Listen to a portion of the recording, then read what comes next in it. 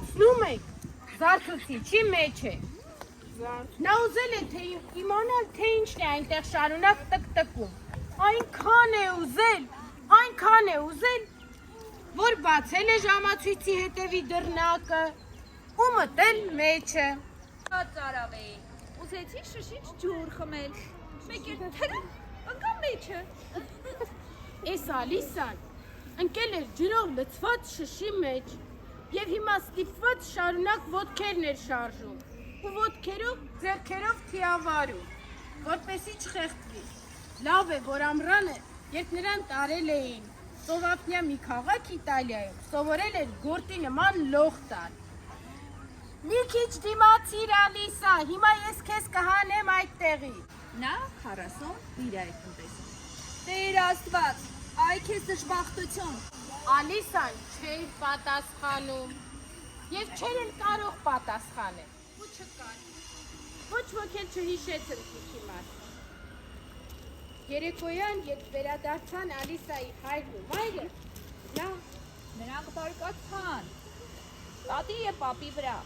բարկացան էսպես, այդպես եք խնամում երեխային։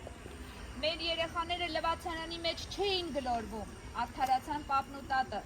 Մեր ժամանակներում երեխաները շատ մահճականներից էին գլորվում, բայց դրանից մեծ վնաս չէր լինում։ Մեր ճակատների մի փոքրիկ ուռուցք էր գոյանում։ Ալիսան սպասեց, ձանձրացավ, մի կողմ քաշեց սփռոցներն ու անձեռոցիկները, հասավ տարակի հատակին և ամբողջ ուժով սկսեց ոտքերով դոփել։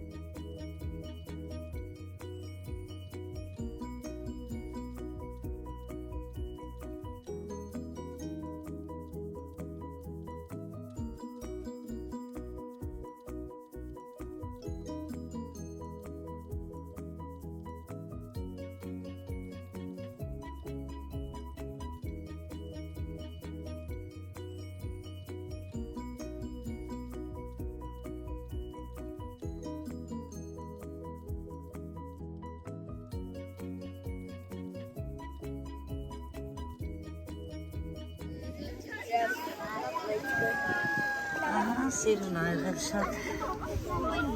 Ես ոնց կողքան